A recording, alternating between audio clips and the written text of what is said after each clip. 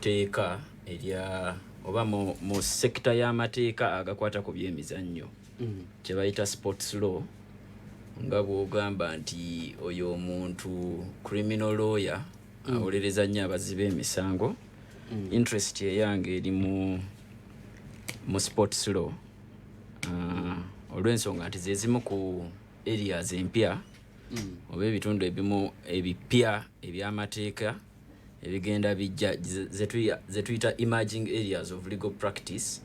Abantu abatuliza bayinza okuba bamanyi nti ebiseera ebisinga bannamateeka babeera mu ttaka famire n'ensonga bwe zityo, naye obudde gye bugenda butambula tulinawo areas ezijja kuba buli kimu ekiri mu nsi kirina amateeka agakikwatako. So waliwo areas ezijja nga bw'owulira oil and gas nga bw'owulira energy nti ezo areas mpya zakajja nti oluusi ne ministry zitondebwawo butondebwa. So kati ezo areas mpya zakajja era za attracting abantu okubeera nti nno baziyingira. Maze ebbanga nga ntambuza enjiri eno oba nga ndi ku movement ey'okulaba nti sports law ebeera nga erina obututumufu kubanga bannaffe bangi bannabyamizannyo mu sekita yonna tebamanyi kiki balina kukola, mateeka kyagabafuga, bw'aba anyingiriziddwa ddawa, contract bazitunuulira batya, kiki ekikulu mu contract kye balina okubeera nakyo, singa aba agobeddwa agenda kukola ki. So ne weesanga nga essaawa zino waliwo obwetaavu obwa bannamateeka nga bali mu sports nti singa specifically nga batunuulira nsonga exactly nga batunuulira ki ekiri mu sports mu area eno.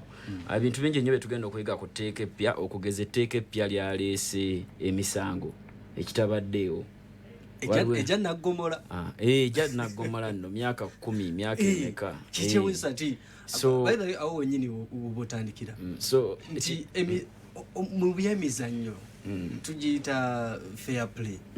Lwaki emisango ejja naggomola gijja byemizannyo? Lwaki gijja nti omuntu okusibwa emyaka 10 5 2 n'okuwenga seeri mbukadde 2 10 n'ebirala, lwaki ebintu ng'ebyo bijja byemizannyo? Omukulu Magogo azze ayogera ebbanga ddene ng'agamba bannange sports is a multi-billion sector. Yes, sector yonna buli weebeeramu ssente kitegeeza wajja kubeerawo emisango. Okugeza omuwagizi ayinza okuba ku kisaawe yasasudde ssente ze azze kulaba ttiimu, refari n'akola ensobi oba n'akola okusala kwe nga refari, omuwagizi ono mu busungu n'akwata eccupa n'agikubaani refari kubanga oba omuzannyi kubanga ye omuwagizi awulira ssente ze ze yateeseemu n'obudde bwe n'okwagala kwe kwalina eri ttiimu eyo. Awulira kimunyiga. So ekintu ekyo toyinza kireka ne kigenda bugenzi. Naye era ng'etteeka lino telinaba kujja mu nkola, emabegakawo tubadde tulaba disciplinary actions nnyingi, ttiimu ez'enjawulo KCCA yapanishingako abawagizi actually Wakiso Giants ne FUFA yennyini ebadde epanishinga abantu. So ndowooza kyabudde kiri mu budde okubeera nti nno wabeerawo engeri y'okuregulating okulaba nti nno empisa zibeera ku kisaawe wakati w'abantu bonna abali ku kisaawe kuba nga boogere nti fair play era si kyabwenkanya olw'okuba gwe towagira muzannyi oba lifali kyakoze tokkiriziganya nakyo kuwemula ku kisaawe oba kuba muntu jjinja. So amateeka we gajjiramu katono nnyo ojja kunsonyiwa okuyingiramu kuba tuli mu kuyiga. Njagala mbuulize awuliriza nga tanaba kujja kuba ayinza okujja ng'okiyiseeko ate nange era mbeeko bye nkubuuza. Tubadde n'amateeka era agafuga ebintu ng'ebyo ebibonerezo eby'enjawulo. Oli n'agobebwa ku kisaawe taddamu kwetaba mu nsonga za mupiira okumala ebbanga n'aweebwa engasi. Kibadde tekimala? Kiyinza okuba kibadde kimala naye tekiri mu framework y'amateeka. Okugeza tulina amateeka abantu getwebegera nti omuntu tayambala ttaayi kiro ssaawa 6 kiba kimenya etteeka. Omuntu omwana omuto tebamuwa musajja nga tannaweza myaka 7 kimenye etteeka amateeka gaffe ng'abantu. Wewabeerawo setting eziri formal tugeze fufa nga yo actually kampe example ya fufa oba example y'omupiira mu sports law tulina ebintu bibiri. Tulina kibayita lex sportiva ge mateeka agafuga agava mu makooti agajja kati nga walaba ino National Sports Act ebyo byonna bigwa mu lex sportiva. Naate tulina nekibayita lex lucida. Lex lucida ze regulations ezifuga omuzannyo ogwo gwennyini nga kati awo tabuka soteeka mu lulimi luli kakati amateeka oba regulations omuzannyo kwe gutambulira kugeza ng'ogw'omupiira gagenda gakola. Olwaleero FIFA erina gye bayita FIFA chambers eziringa kooti ezitabaganya obutabanguko oba obutakkanya obubeera mu muzannyo gw'omupiira. Balina ne ba arbitrators, balina ba lawyers, balina ba judges abatuula mu chambers ezo. Balina chambers 3. Balina players chamber, balina agents chamber, balina ne ekwasaganya. There are 3 chambers. It's a commercial, not commercial per se, the disciplinary chamber. You get it? Now, chambers ezo oba FIFA rules and regulations zo ziteekawo amateeka nga gaazo. Naye amateeka ago gayinza okuba ate tegagwa mu framework ya ggwanga. Okugeza mu FIFA rules bayinza okubaaninga singa oba otutte FIFA oba FUFA mu kooti ey'eggwanga. Naye ate ekintu ekyo kiri mu tteeka eryo era kigobererwa, naye ate mu tteeka ery'eggwanga ate kiyinza obutabaamu. Wano tewaliwo koonagana. Koonagana kuyinza okubaawo okusinziira engeri gy'ovunula etteeka eryo. Kubanga naye katono nnyo Counsel. Mu FIFA CAF n'ebitongole ebitwala emizannyo temukkirizibwa kubanga ate gavumenti yeetaba mu nsonga z'ebyemizannyo direct. Kituufu. Kati lino etteeka wendabamu poliisi, wendabamu engasi, kitegeeza ne kooti zijja kukola ki? Kujja oba kubeeramu. Tewagenda kubeerawo koonagana wakati w'amateeka ga FIFA oba CAF oba n'ebibiina ebirala. Tugereza nnyo ku mupiira kuba abantu basinga okukola ki? Okutegeera. N'emizannyo emirala. Tewagenda kubeerawo okukoonagana wakati w'amateeka agafuga emizannyo kosaate n'erindi tteeka ly'eggwanga. Sijja gamba nti tekujja kubaawo ate sijja gamba nti weekuli. Naye kampe ekyokulabirako emabega kaawo badde owulira campaign ya match fixing. Campaign eyo bw'ogitunuulira bw'oti nti match fixing gwe omuzannyo oba omwagazi w'omuzannyo oyinza obutakitwala nga kintu kikulu nnyo, naye ate bw'otunuulira process yonna mulimu criminal elements ezeetaagisa poliisi. Twaliko mu workshop emwawo ku FUFA nga era zezimu ku questions ezijja. Ebiseera ebyo yali omwogezi wa CID mukulu twine naawa endowooza ye n'agamba ffe singa olaba nti waliwo element eyeetaagisa poliisi tujja kuyingiramu. Naye ate ono omuntu wakati w'omuzannyi ne riifu oba ne agenti oba ne sports betting abaagala okukola match fixing oyo bo bayinza ogiraba nga transaction eya bulijjo, so nga gyeggwera yeetaagamu poliisi. It is criminal. Kati awo amateeka ago we gakwataganira si kuubagana, nja kuyita kukwatagana nti n'etteeka erizze nalyo lyazze ku harmonizinga mbeera eriwo. Okugeza ebintu bingi nnyo, ebintu bingi ebiri mu tteeka muno kati nga commercialization. Tiimu efulumizza omujoozi. Tiimu bagiyita Wakiso Giants efulumizza omujoozi gwayo. Ekoze emijoozi gyayo 1,000. Ebaze nti mu income yaffe omwaka guno tulinamu emijoozi. Owulira? Giriko ne serial numbers. Wakiso Giants eyinza okukulekerayo akabemberezi negamba nti omujoozi guno bwe tugukola emabega gujja sigala nga waliwo space woyinza otteeka erinnya lyo nga Nasiifu kuba oli muwagizi waffe. etteeka likkugira era musango ogenda ate ggwe ne weekolera omujoozi ogugwo nga ggwe nga toguze gwa Wakiso Giants. Okitegeera bino bye tubadde tucupula. Manchester United yatongozza omupiira omujoozi omupya enkya n'ogusanga lwaki kubanga etteeka ligezaako okulaba nti ne sekita ey'ebyemizannyo ekonsolidatinga incomes zaayo. Omujoozi ogulaba ng'ekintu ekitono naye omujoozi ogwo gusasula omusaala gw'omuzannyi w'omupiira gw'owagira. Kati bw'oba towagidde ttiimu bw'oba ogyagala ddala gula omujoozi gwayo esobola ofuna income eyo. So olaba nti waliwo embeera y'okubeera nti nno kulungamya bintu bingi ebbanga litambudde kuba etteeka lye tubadde nalyo ekkadde teryatunuulira bintu bingi bingi nnyo. Musamale abatuuliza kambabuli etteeka lino lirina parts 11.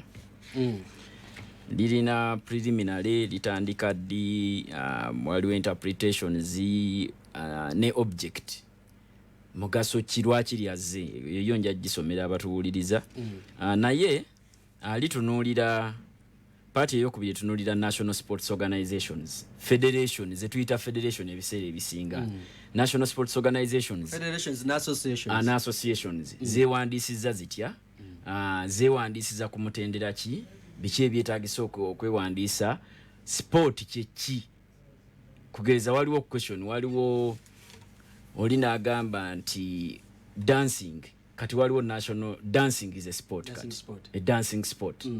Waliwo tulina emizannyo nga kabadi oyinza okuba togutegeera naye ng'ate yagulimu akola ki agutegeera zulukani kakati lino etteeka lizze okulaba nti nowabeerawo omuzannyo kabeera edduulu oba luddo waliwo emipya egigenda okujja. Of course waliwo emizannyo abantu gye bazannya ng'okitunuulira tokiwa nnyo budde bwo naye nga sport y'amaanyi era nga community eyo bagimanyi. Waliwo sport gye bayita catchball. Catchball is a combination of netball, volleyball ne basketball. Nti gwa kasuka bukasusi gwa ndaba bawala be basinga ogwetabamu naye eyo sport weeri oba oli yatula na designinga naga kateno tugite catchball. So line etteeka ddyo ligezaako okunnyonnyola sport eyo erina kubeera na coverage ki mu ggwanga okugirecognizing anti kati sport. Of course waliwo sports ezatandise ne teeka okugeza era lyaddayo mu kuddayo president yalaba nti waliwo sport nga bbiri ze baali batateeseemu n'arecommending nga zibeeremu. So waliwo sports ziweranga 50 50 ziri 5 ezirimu already ezibadde recognized in National Council of Sports. Sezo zijja genda mu maaso naye nga n'empya zikyasobola okukola ki okuyingiramu. Part 2 yerambika sport bagyekerealinga batya nti kati eno national sport katutandikirawo kato. Osobola okukiwulira mu butuufu osobola okukikwatako kya butonde ye Crystal Natural Mineral Water. Buli lwonywa ku Crystal Natural Mineral Water owulira bulungi ng'owewedde ono katta nnyonta yennyini ate owulira obulamu nga buzze bujja. Nkugambye Crystal Natural Mineral Water gagezeeko ojja kakasa nti mazzi ga butonde gennyini agazzaamu obulamu kubanga Crystal Mineral Water bulamu bwennyini. Crystal Water is a product of Harris International. Osobola okukiwulira mu butuufu osobola okukikwatako kya butonde ye Crystal Natural Mineral Water. Buli lwonywa ku Crystal Natural Mineral Water owulira bulungi ng'owewedde ono katta nnyonta yennyini ate owulira obulamu nga buzze bujja. Nkugambye Crystal Natural Mineral Water gagezeeko ojja kakasa nti mazzi ga butonde gennyini agazzaamu obulamu kubanga Crystal Mineral Water bulamu bwennyini. Crystal Water is a product of Harris International. Wedi Travel is the leading Hajj and Umrah travel agency in Uganda, offering you Hajj and monthly Umrah packages, visa processing, international ticketing, and hotel booking services that suit you best. For more information, call us at 0705 555557 or visit our website at www.weditravel.com or our social media platforms at Wedi Travel on Twitter, Facebook, and Instagram. You can as well come to our offices at Laudel Towers, first floor, Laudel Road, Kampala, opposite Ministry of Public Services. Wedi Travel, your life-changing journey. Tuzuwe ebyemizannyo bya Pal FM ebyongeddwamu akawoowo kati ng'osobola okumanya byonna ebitambula mu mizannyo egy'enjawulo wano ku rediyo yo 17.9 Pal FM mu pulogulaamu ettuli omukeeze okuva ku ssaawa 1:00 ez'okumakya paka ssaawa 1:45 ez'okumakya. Olwo ate obirindirire nate mu pulogulaamu The News Hour okuva ku ssaawa 6:40 paka ssaawa 6:05. Olwo ate era tubikwongere ku ssaawa 1 zennyini ez'akawungeezi paka ssaawa 1:10 ez'akawungeezi. Olwo ng'ojja kutegererawo ddiiru ezikutuse emipiira nga bwe gitambudde na buli ggulire lyonna nga likyayokya eri ebyemizannyo. Olwo ate tubakuleetere mu bujjuvu ku ssaawa 5 ez'ekiro paka ssaawa 6 mu program The Pandit Desk. Emmeeza osobola okuzza obujja Finance Trust Bank Vav Card olwaleero mu ngeri ennyangu ng'okola bino wammanga. Kyalira ettabi lya Finance Trust Bank ojjuze foomu esaba okuzza obujja Vav Card yo. Bw'omaliriza lagayo kaadi enkadde yaggwako oluvannyuma osasula omutwalo gumu. Ekyo bw'okimaliriza ojja kuba osobola okufuna kaadi y'empya mu bwangu ddala. Ndowooza olabye bwe kiri ekyangu. Kati zza bujja Finance Trust Bank Vav Card olwaleero osobola okutambuza ensimbi ku ATM machines za Finance Trust Bank ezisoba mu 2 okwetooloola eggwanga lyonna. Oba osasula amafuta ku Starbex petrol stations zonna. Finance Trust Bank, putting women first. Elungamizibwa Bank of Uganda. Sente z'abakasitoma zikuumibwa Deposit Protection Fund of Uganda okutuukira ddala ku milioni 10. Pananga Richard, chapati ngampo mu bulala. Nyongerayo ko katono. Sorry sweet, banange. Chapati ziweddewo. Ate olunaku olwaleero. Chapati na kawunga bibisinze okutambula. Kituufu ddala kubandiddeko ne kawunga nga mbutuufu kawoma bulala. Richard, ebintu bino obigulawa? Tonowulira ku ngano mpya na kawunga ebya Supreme Flour. Supreme Flour! Ngane kwata mangu mpomu nkugambye abagiriddeko bo bagitenda butenzi ejjira mu bipimo 2 omuli ekyengano ogogosa n'ekyakawunga kakasooli erimu ne vitamins 9 bwetu okugosa n'ebirungo ebirala ekwanguyiza ekwata mangu n'osobola okukekkereza buto. Supreme Flour esangibwa mu supermarket zonna ezisinga obungi mu ggwanga ne maduuka gonna. Supreme Flour ekolebwa bano abamandera Millers abasangibwa e Busega ku Masaka Road. Supreme Flour, a product of Mandela Group. Ekivuguto ky'ebyemizannyo. Agawano.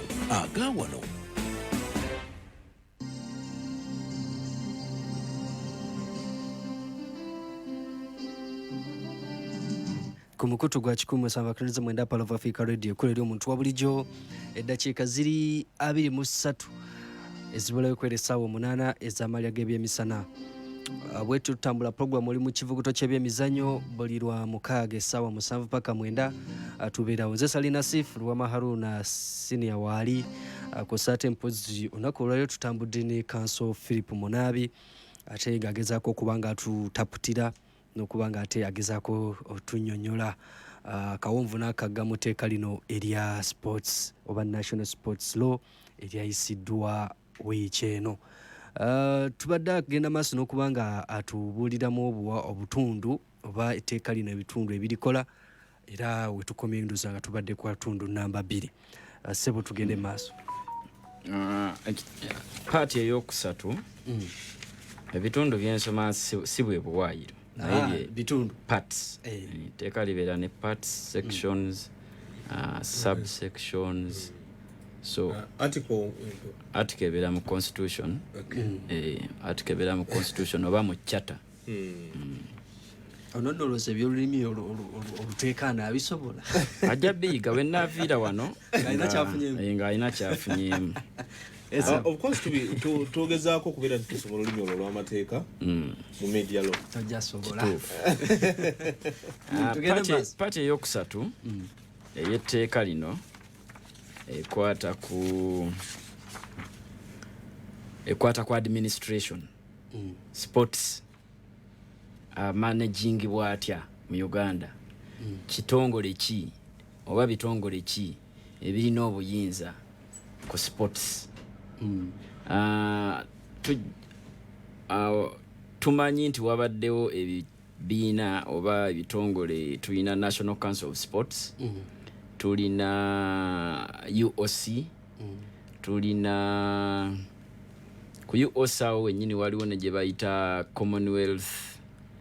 Commonwealth Federation oba Foundation, waliwo section ekola ku bya Commonwealth. Then tulina ndowooza byebyo ebisatu, then ne tubeera ne federations kale nti ffe tuli ba mupiira, ffe tuli ba bikonde, ffe tuli ba kickboxing, ffe tuli ba swimming ne federations. Actually ne tubeera ne ministry yebeesembayo.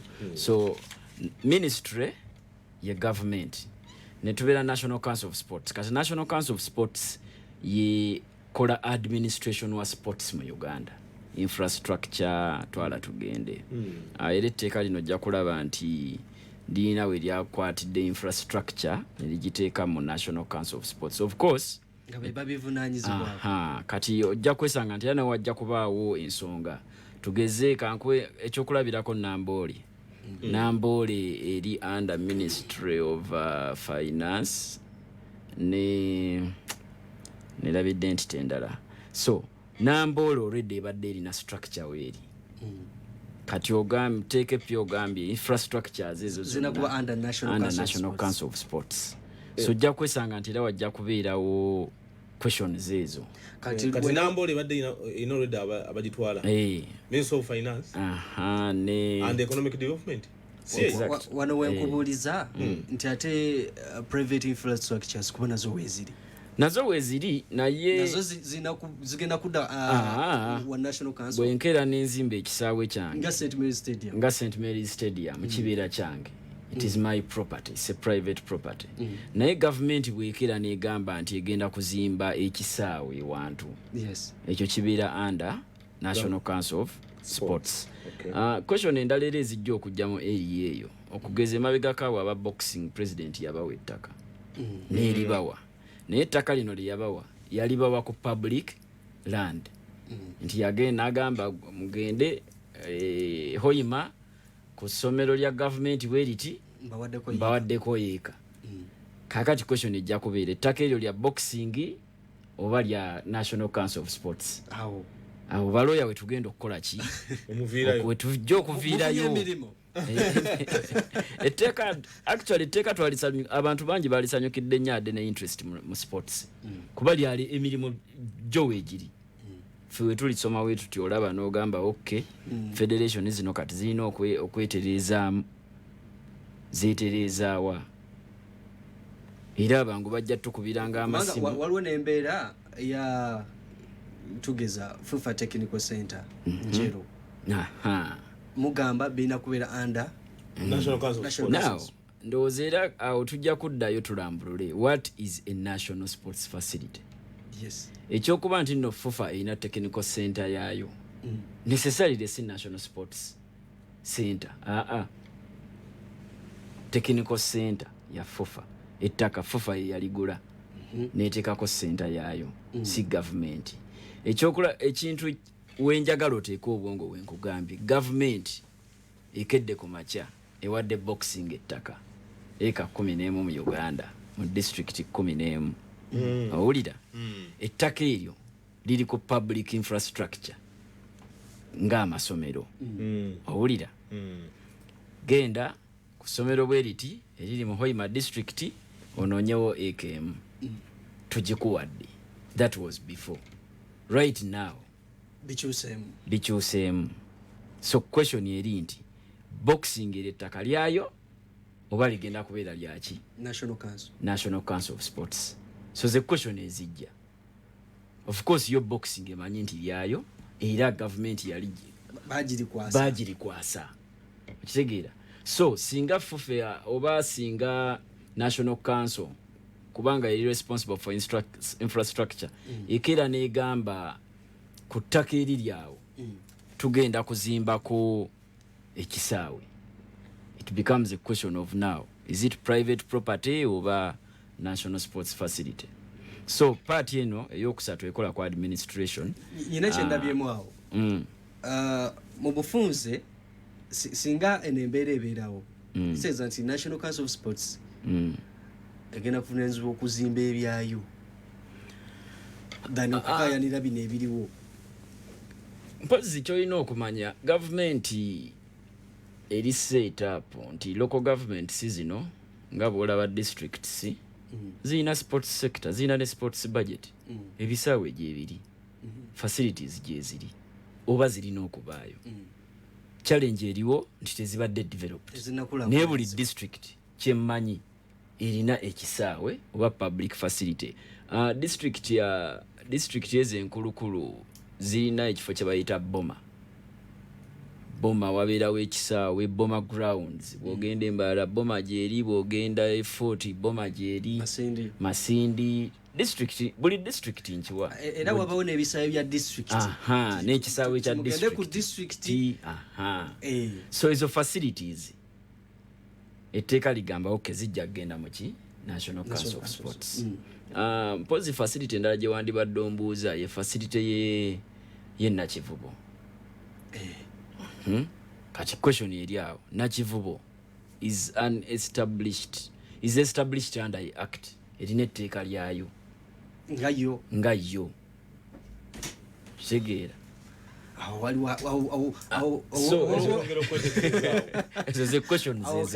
Waliwo wotutambulidde ffe ab'obwongo obutali nnyo mu gavumenti ekola bweti. Gavumenti actually eyinza okuteekawo ekintu tugeze entities zonna eza gavumenti nga bwolaba nti Uganda Communications Commission kuba ye baregulatinga wano erina act, erina etteeka lyayo eri gye-establishinga.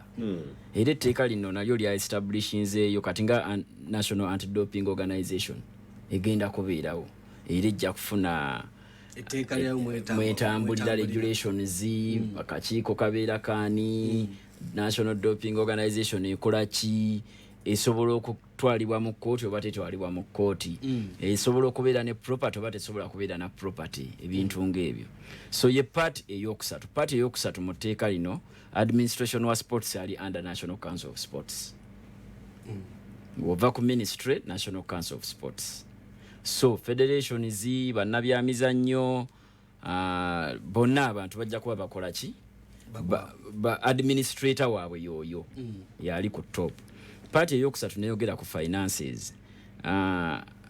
Ekimu ku biri peculiar ku tteeka lino nja kukinnyonnyola, nja kansoke mmalayo parts nja kisoma eyogera ku finances. Council, National Council of Sports funds ezifuna etya, audit erina gikolebwako, bana complying ne Public Finance Management Act. Emabega kawo ndowooza mubadde muwira obuvuyo obubaddewo wakati wa netball, boxing. Nga question eri nti twabawa ssente mugende ku national duty, temwatuwa accountability. Owulira? Kakati bano nga baddamu bagamba ssente mwazituwaye naye zaffe tuli entitled ku ssente ezo, totusaba accountability. Owulira? Naye ate kyetulina okukkiriza nti zino ssente za muwi wa musolo ziva mu government coffers.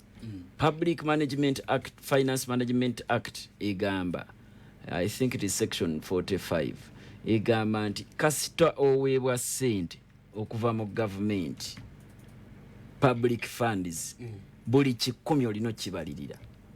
Neneza bade bakikola neza nga tebikwatagana bulungi wabadde wava obuzibu. Yes. Kansokolireko. Etteeka lino ani gwe lyawadde amaanyi okusinga? Ministry oba NCS? Etteeka amaanyi gali mu NCS. Kubanga ye administrator. Ministry omulimu gwayo kugeza minister abeera ne asobola okukola regulations, minister asobola okuwa direction, funds, wano composition ya board ojja kulabira nga nawo waliwo omulimu gwa minister kugeza section 30 minister alina asobola okuwa directions, he can give directions. So administration of sports yo eri mu National Council of Sports. Weewaawo erina okukola n'ebitongole ebirala ebiri mu tteeka lino oba ebivunaanyizibwa ku sports. Paati ey'okutaano eyogera ku sports for schools and institutions of higher learning. Mpoze mabegako nja kujjukiza nti amateeka abiri aga sports gajja mu parliament.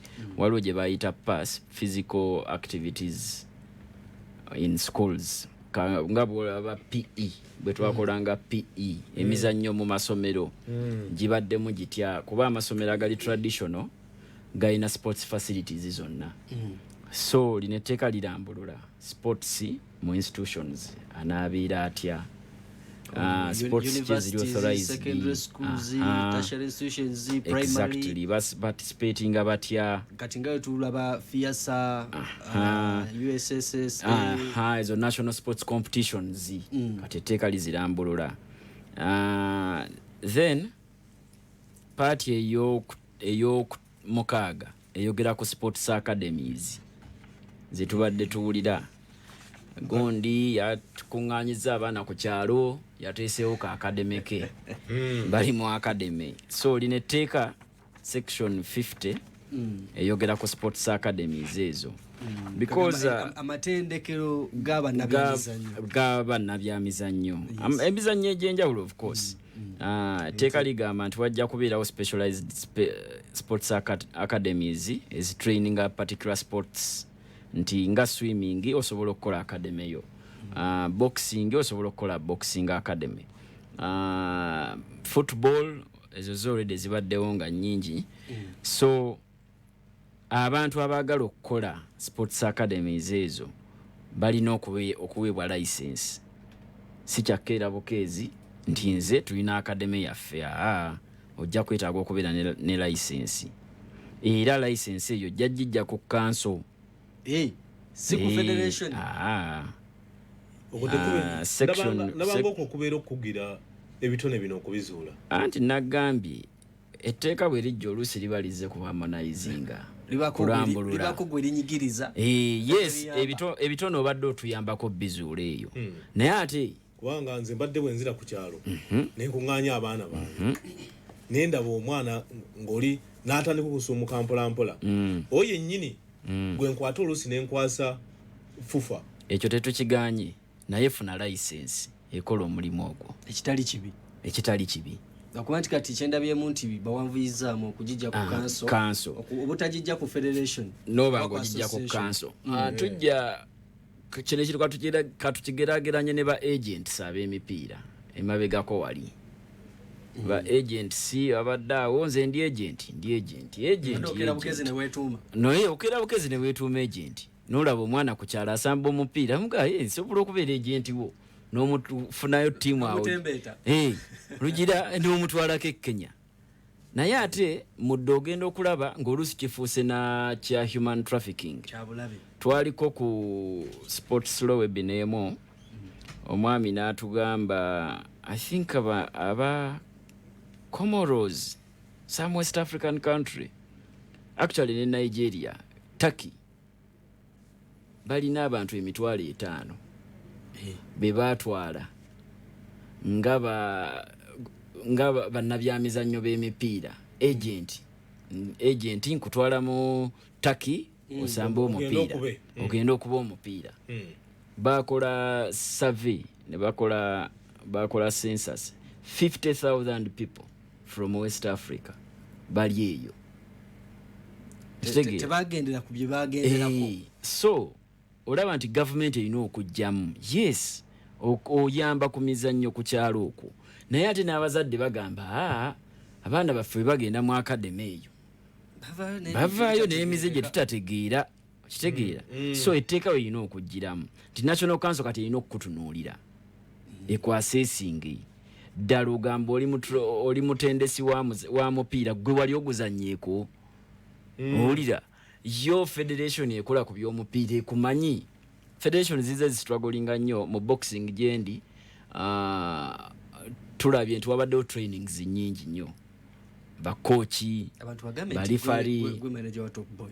balifari abantu sijja bagamba tutwaze kuteeka pozi bye tuba tumaliriza nera wonyine era ku boxing era nawulirako ku nsonga ya commissioner eyayimiriza boxing masomero kati wano jukira nti mu Olympics tuyinayo emizannyo gy'abaana ekigenda okujjaawo wansi w'emyaka 15 kitegeeza nti nawe nyini era tusanze obuki obuzibu okubeera nti tuproducing abaana abo kale tteeka wano lirina kirigenda okuyamba ku nsonga ezo kaakati etteeka ligamba weriti kankusomere ekiri mu tteeka nga ngenda kireflectinga ku kya Uganda boxing section 46 egamba authorized sports activities for schools and institutions of higher learning clause 1 egamba the council shall with the approval of the ministry and in consultation with the ministry responsible for health authorize sports activities in which pupils and students in schools and institutions of higher learning may participate. Kyenjagala okubuuza olowooza kyeyongedde kaluba ku mizannyo egiri physical nga boxing oba kinaayanguwa kuba luli ebbaluwa gye twalabako commissioner ya advisinga nti ebikonde bikole ki biyimirizibwe endowooza yaabwe egamba omwana asoma tasobola zannya bikonde argument yaffe egamba lwaki omwana asoma emyaka 17 ogamba tasobola zannya bikonde naye ate atasoma yabizannya era n'agenda ku national team n'awangula omudaali no celebrating naye ng'ate ogamba asoma takola ki talina zannya bikonde naye ajja kuwa ensonga gambe nti omwana ono asoma ng'oggyeko kino ekyokuba nti ayinza okuva mu mbeera naye okubanga bamukoonako n'omutwe guno kiyinza omutaataaganya naye ate ekyewuunyisa concussions rate ya concussions ate si y'amaanyi nnyo mu bikonde nga mizannyo nga rugby ate kitegeera boxing alina safety measures abaana abazannya juniors balina okwambala helmet ku mutwe so ekikonde tekijja direct boxing alina measures ezo glove eyo yennyini eri protective yes osobola okufuna cuts naye eri protective kyakubiri tukkirize nti sports yenna swimming sport yonna bw'okola cross sectional analysis what omuntu asomyeko agitegeera nnyo okusinga omuntu agizannya obuzannyi we appreciate nti waliyo kye bayita talent to appreciatinga naye omuntu buli wabeera nga yagenda mu kibiina talent ye asobola okugimodifyinga ate n'agiteeka ne ku level endala kuba naye atwala obudde n'agamba naye waliwo akatabo akoogira ku mupiira bwe nkasomako owulira waliwo akatabo gyenfuna nali Tanzania myezi ng'ebiri emabega nga tuli mu sports workshop omwami technical officer wa federation ya basketball n'aleeta argument ab'omupiira gye baagula ate n'agamba olaba basketball omwana agenda okukasuka omupiira guno aba yatunudde dda waagenda okukola ki okuguteeka n'agamba naye football omuntu okubeera nti naateeka omupiira mu ggoolo asooka n'atunuulira abantu nga 6 alina opponent alina ayagala agugabe obwongo bw'ebiseera ebisinga tebubeera ku ki ku ggoolo eri kakati nga gasinga mufunayo technique oba engeri gye mu coaching abaana bano ne bafuna basketball mentality ne bagireeta mu ki mu mupiira ng'alaba kijja ku improvinga n'abawa example nti emabegako muwagizi wa Simba ya Tanzania. Aga ekintu ekyayogerako ne coach wa Simba emabegako era nagezaako kimplementinga result n'alaba zikola ki zivaayo.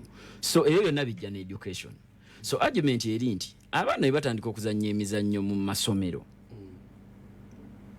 basobola okubeera sharpened.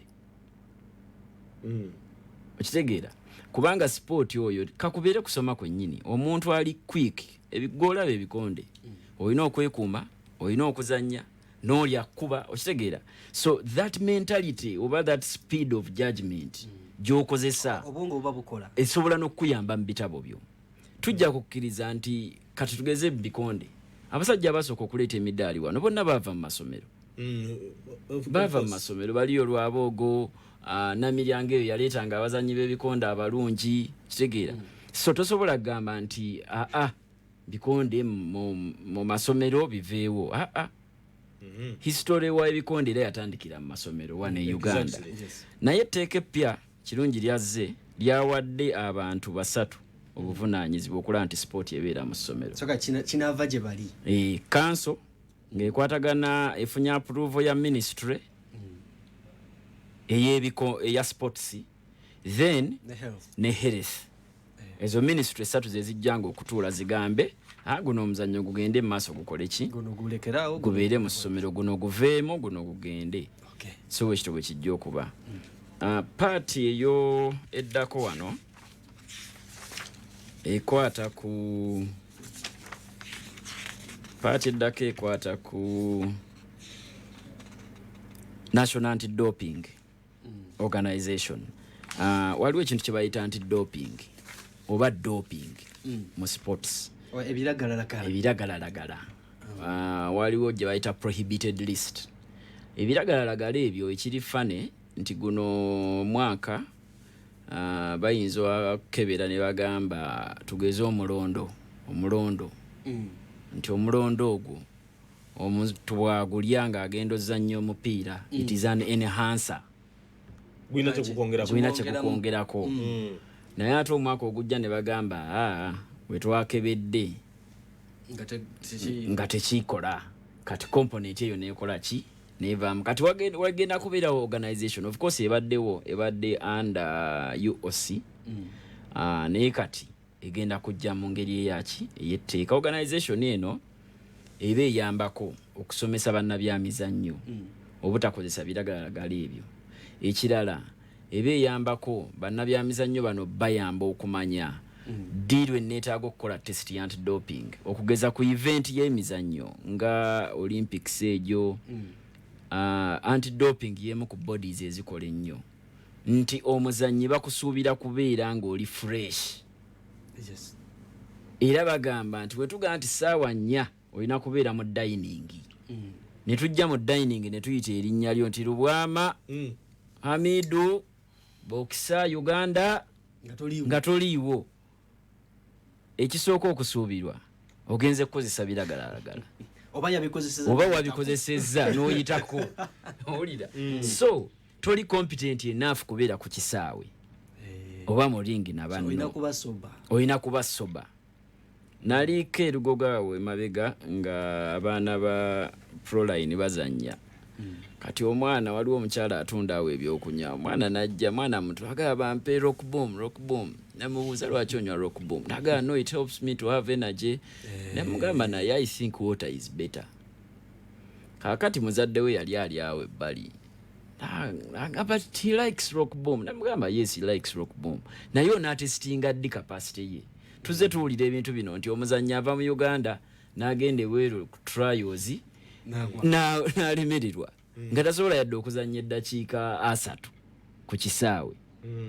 Lwaki? Kubanga omuzannyo ono oyinza okwesanga nga ye omubiri gwe gubadde gumanyidde rock boom n'atuuka wali nga talina access ku rock boom kati ne gudda ku nakyo tabbu nejja. Naye ng'ate omuntu ono singa abadde yamanyiira amazzi anywa amazzi ge n'azannya nga kiyinza okukola ki omuyamba. So National Anti-Doping Organization egenda kujja ebeerewo nga kitongole ng'era kibeera n'emisomo Kenya balina National Anti-Doping Organization ennungi ennyo. Ebeera n'emisomo. Actually, an organization eyambako bakooki baani several players basobola ogikozesa okufuna kye baagala. Etteeka lino era lireeta recognizing Uganda Olympic Committee. Katujjawo wennyini. Wakati mu kwongera akawoowo mu mpereza yaffe Pale FM tukoze enkyukakyuka mu programu zaffe ezibirawo ku Lwomukaaga nga programu ekivuguto ky'ebyemizannyo ebadde ebeerawo kuva ku ssaawa 8 paka ssaawa 10 yakutandikanga ku ssaawa 7 paka ssaawa 9 ez'olweggulo. Olwo programu akaliba akendo ebadde etandika ku ssaawa 7 paka ssaawa 8 yakubeerangawo okuva ku ssaawa 9 paka ssaawa 10 ez'olweggulo. Tukusaba kugoberera enkyukakyuka zino webale kuwulirizanga Pale FM ekkula ly'omuntu wa bulijjo.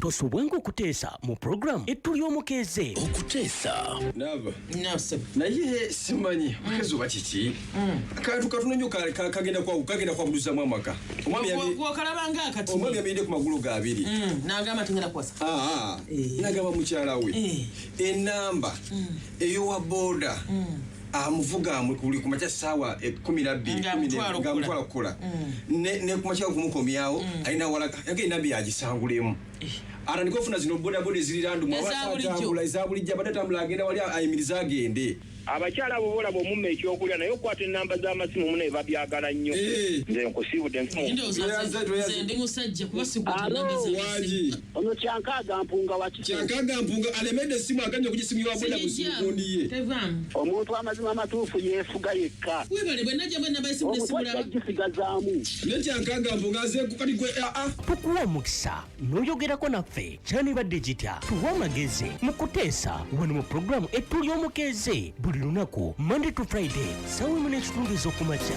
Osobola okuzza obujja Finance Trust Bank Vav Card olwaleero mu ngeri ennyangu ng'okola bino wammanga. Kyalira ettabi lya Finance Trust Bank ojjuze foomu esaba okuzza obujja Vav Card yo. Bw'omaliriza lagayo kaadi enkadde yaggwako oluvannyuma osasula omutwalo gumu. Ekyo bw'okimaliriza ojja kuba osobola okufuna kaadi y'empya mu bwangu ddala. Ndowooza olabye bwe kiri ekyangu. Kati zza bujja Finance Trust Bank Vav Card olwaleero osobola okutambuza ensimbi ku ATM machines za Finance Trust Bank ezisoba mu 2 okwetooloola eggwanga lyonna. Oba osasula amafuta ku Starbex petrol stations zonna.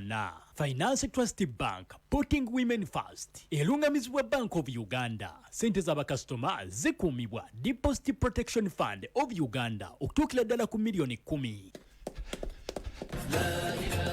Twakikoze mwebala obuwagizi bwammwe tutandise okuzimba Shukran Muslim Babies Home naye omulimu tegunaggwa twegatteko ku edition eyokusatu nga 10 September 2023 wali ku Uganda Museum okuva ku ssaawa 12 ez'okumakya. Olwo nno tusonde ssente ez'okumaliriza amaka aganakuza abato. Funa kiti yo ku mitwalo 2.5 okuva ku Uganda Museum ne ku Pal FM. Leeta abaana banyumirwe bouncing castles, face painting n'ebirala bingi. Annual Muslim Run ewagiddwa KFC, Cairo Bank, Maven Pharmaceuticals, Art Concepts, Aquafina, Nation Media, Pal FM ne Suraya Islam Media. Amanya gange nze Babirye Sauda ni muyizi ku Apple Skills Institute nkuguse mukola keki ez'enjawulo. Amanya gange nze Sekidde Musa ndi muyizi ku Apple Skills nkuguse mu kukwata film wamu n'okugiteekateeka. Amanya gange nze Magezi Tasnim ndi muyizi ku Apple Skills nkuguse mu kukwata video. Amanya gange nze Nakaunde Shamim ndi muyizi ku Apple Skills nkola journalism and mass communication. Apple Skills Institute ly'ettendekero erisinga okubangula bannamawulire. Tulina diploma ne certificate mu journalism and mass communication, video production and filmmaking, graphics designing ne courses endala nyingi. Tulina studio ez'omulembe eza radio ne TV. Tukwaniriza mu lusoma lwaffe olutandika omwezi ogw'omwenda. Jangu weewandiise leero. Tusangibwa Old Kampala okulira Jomai. Essimu 0754 225 0754 225. Apple Skills Institute.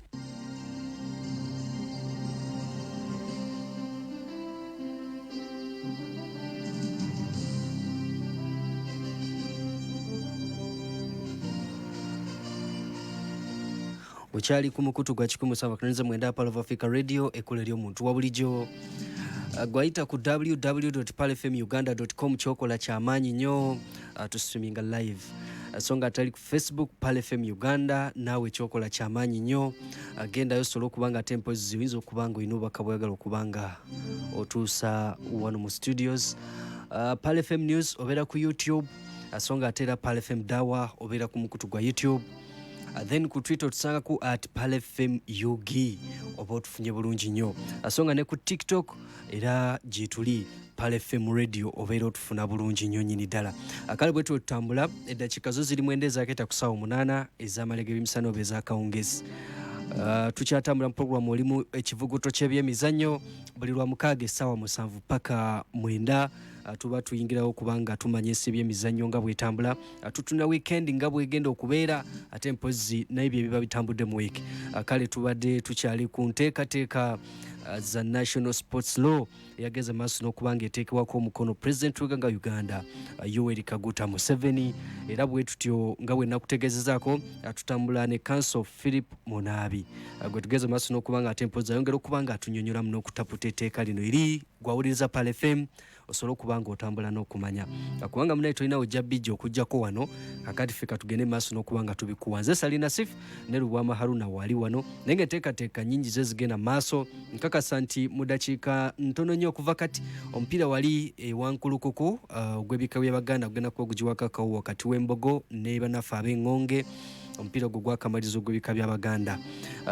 Tujja kubanga ate mpozi twengera okubanga nkakasa nti ne ale kick-off wali mu Premier League nayo enatera okubanga egibwako akawuwo. Ale kick-off ntegeeza omupiira ogenda okubanga gusookawo olunaku olwaleero wali mu liigi eggwanga eya Bungereza. Era nja kutegeeza nti wakati wa Bournemouth ne ttiimu ya Tottenham Hotspur saa zigenda kubeera 8:30 gugenda kuba gugiddwako akawo. Ku ssaawa 11 njagala kujjukiza nti gigenda kubanga gijja egiwerako. Ttiimu ya Arsenal ku Emirates Stadium bagenda kuba batunka ne Fulham.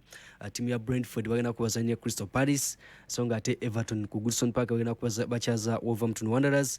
Manchester United ku Old Trafford bagenda kuba bakyaza ttiimu ya Nottingham Forest. Ate ttiimu ya Brighton bagenda kuba bakyaza ttiimu ya West Ham lunaku lwaleero. So katusooka ate mpozi twongere okubanga tunnyonnyoka etteeka lino erya National Sports Law ate ne Counsel Munaabi Phillip ate tusobola okubanga tweyongerayo n'enteekateeka endala. Tubadde tukyagenda n'okututemeratemeramu ebitundu ebikola etteeka lino. Yes, Counsel. Ekitundu ekyomunaana kyogera ku Uganda Olympic Committee. Mpozi kye tulina okumanya wano nti Uganda Olympic Committee already yo established body weeri evira structure yayo evira ddala ku IOC International Olympic Committee. Era etteeka ligamba nti yo ejja genda maaso weewaawo nti luli tebadde mu tteeka liri ekkadde kati eri mu tteeka lino eryaki erya etongozeddwa. Naye Olympic Committee eno tulina okugimanyako ekikulu nti eyina ze bayita Olympic sports yo ze managinga. Ate waliwo n'ezitali Olympic sports okugeza netball so Olympic sport. Yes. Naye nga sport y'abantu baginyumirwa naye nga si Olympic sport. Kati ate nezimu ndaba bagenda bazingiza mu buyinza bazireeta bazisembeza. Balina measures balina bye batunuulira okugeza omuzannyo gwo gulina okubanga guzannyibwa buli omu. Omuzannyo gwa netball bw'ogutunuulira ennyo gwa abakyala bokka predominantly bakyala bakona abami kati bagenze kati ekireeta abaami era kulaba nti gubeera balanced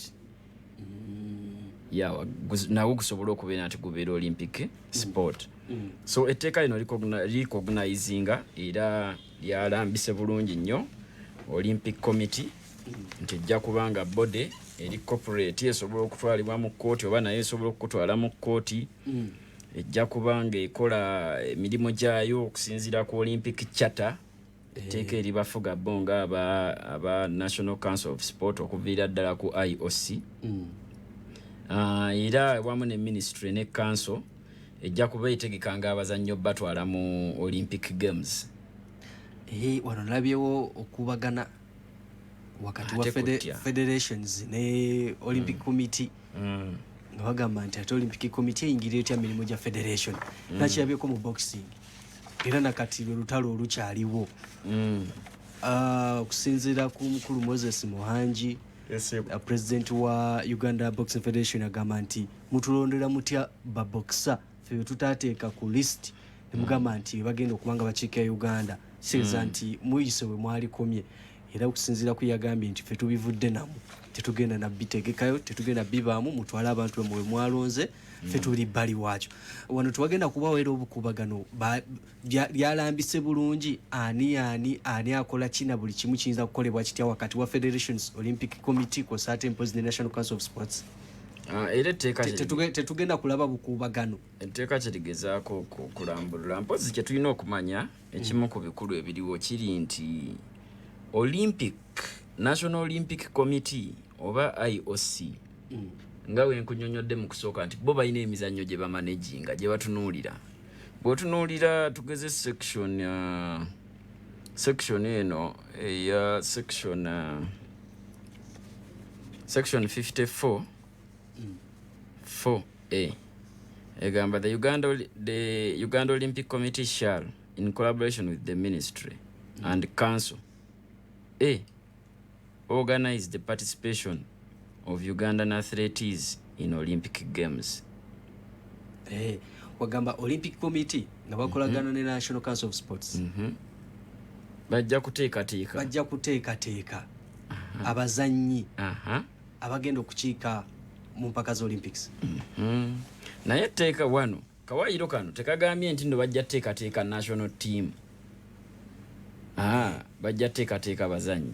Kitegeeza muntegeere yango bamukuvunula okwange nti omuzannyi ayinza okugenda ng'omuzannyi oba asobola okugendera ku national team okugeza national team federation bwebeera ne tiimu yaayo egitegeka ne bakola national events zaabwe ne bakola bagenda mu nkambi ne bakola trials zaabwe ne beeteekateeka bwe batuuka ku national duty Olympics zituuse eyo national duty bwe batuuka ku Commonwealth Games eyo national duty owulira tiimu eyo ebeera ya National Council of Sports era ebeera mu buvunaanyizibwa bwa National Council of what of Sports kye tulina okutunuulira ennyo waliwo aspect gye bayita autonomy nti ekitongole oba federation oba association yeetengeredde nga yo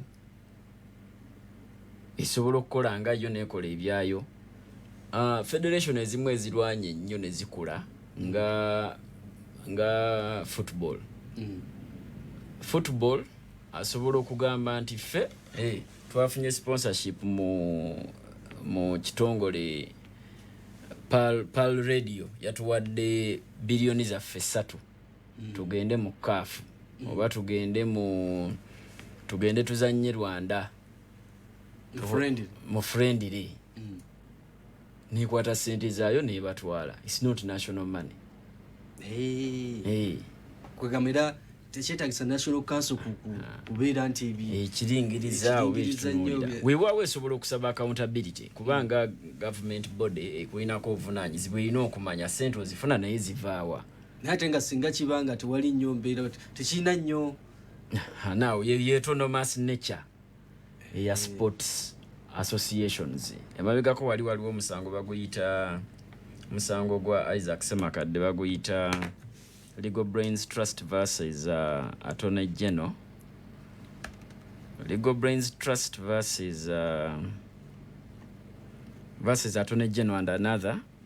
Omusango ogwo gwali gugezaako challenginga regulations ziriya za 2013 ojjukira nti mu 2013 awo regulations ezajja actually mwe balambulira nti federation ye ino okuwa accountability mu National Council of Sports so waliwo abali bagamba nti ate mutuyingirira nnyo we muleta regulations zino zizaleeta federation ebeere registered etya under trustees etc so waliwo abali bachallenginga ne bagamba gundi ezo muzituleetako muba mutuyingirira so nga ffe tuli autonomous so etteeka lino lyagezezzaako okulambulula ekintu ekyo era so Olympic Committee ngedde ku Olympic Committee yali Russia we bagenda maaso n'okubanga bagibaninga mu bakazaaliza Olympics I think we masanalidde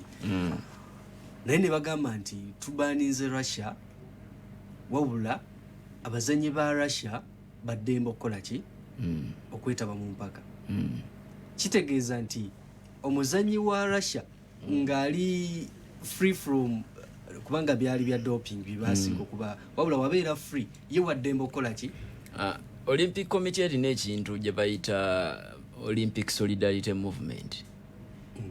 Under that movement, Olympic Committee esobola okulaba omuzannyo. Kankuweyo omuzannyo omu wa Uganda ali under Olympic Committee. Shadiri Musa Bwoji. Shadiri Musa afuna sponsorship direct okuva mu Olympic Committee. Era mabega kawo yana opportunity egenda okusoma simanyi oba yagikozesa ninga ali directly managed by Olympic Committee. Chovola banga amanya bwega simanyi kyagenda maaso wabula byensoma mu bbaluwa bigamba nti bayita olukiiko boxing ne submitting amanya g'abazannyi be yalina ne batuuza meeting ey'okubiri list egenda okufuluma ng'ate amanya bano ge baabawa sigegaliko. Yes, waliwo sachula egamba nti National Federation bwe bate submittinze bazannyi Olympic Committee yaddemba okukola ki okuteekawo abaayo naye ate era sachula eyo teyagamba nti bw'oba oleese tunaakolera ku babo bokka si kye yayogera baddemba okuyumunguzaamu kubanga ne mu Olympic Charter mwe kiri Olympic Committee can be involved in the participation of athletes in Olympic Games. Chebafaako nti oyo gwe mwagala gwe muleese munnansi eyo bwe tugamba nti Uganda etwala abazannyi mu Olympic Committee ddala banna Uganda kibasinga otunuulira okugeza gap eyo weeri nti nno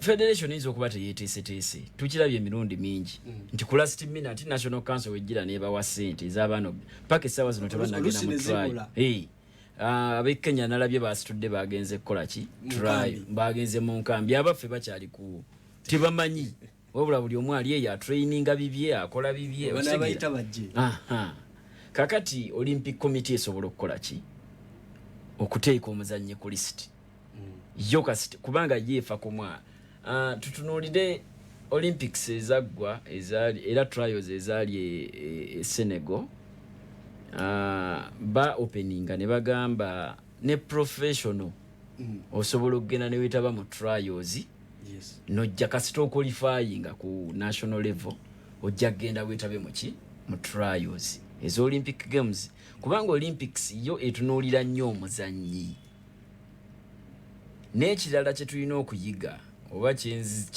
kyendowooza abantu kyabadde bateteeseeko nnyo ssira Olympic Committee erina element ey'okkuza omuzannyi nti omuntu oyo yakazannya Olympics 5 yasooka n'azannya teyakwalifyinga nadda n'afunayo bronze nadda profile n'ekula kintu ekyo bw'otunuulira nnyo ba Olympians abo tandika kisomo jja kiraba so bondoza bajja ne mentality nti bwe tuba tulina abazannyi nga Shadiri Semoju ababaddeko already kubeera otunulira listi yaabwe nayo si yembi ennyo abaana bonna abaliko ba Matovu Kasha Senyange Zebra bazanye competitions ez'enjawulo Joshua tukamuheebwa mpozi nalabye kaani naye bonna bazanye competitions ne gundi ani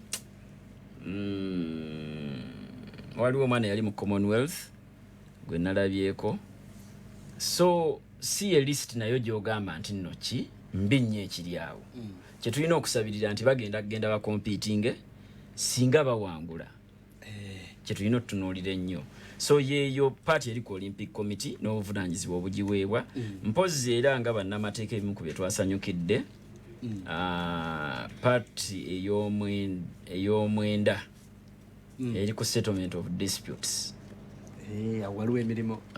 Mirimu weegiri ensasula tunagikanyako obukuubagano cost of arbitration. Kangambeko Lubwama bano ensasula balina bwe bagikwatira obukuubagano tuli ku bukuubagano. Etteeka lino kye lyatuyambye nti ebiseera ebisinga omanyi sport ono ali unique, bayinza okukugaana okuzannya ne bagamba tugeze ezimu ku gundi ezibadde ku international levels ezaba Kasita Semenye ezo kwegamba olina competition omwezi ogujja naye ne bagamba olwakino nakino twakirabako mu boxing national open zaali za 20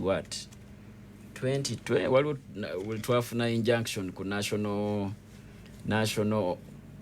zaali national open ndowooza omwami Nyakana yagenda mu kooti n'afuna injunction nti emizannyo tegibaayo naye yagifunanga ku Lwakuna weeyini yankya okitegeera emizannyo gitandika ku Sunday kitegeera agala tegenda kubaayo mizannyo kakati muyinza omala mu kooti emyaka 10 ng'emizannyo giri awo naye etteeka lino lyaleese element ya settlement of disputes eya arbitration nti kakati mugende mutuule wali kuba arbitration ebeera n'obudde nga nti event ya mugwa 11 tosobola ate kuwuliriza nsonga za muzannyo ono oba za federation eno kumala myaka 10.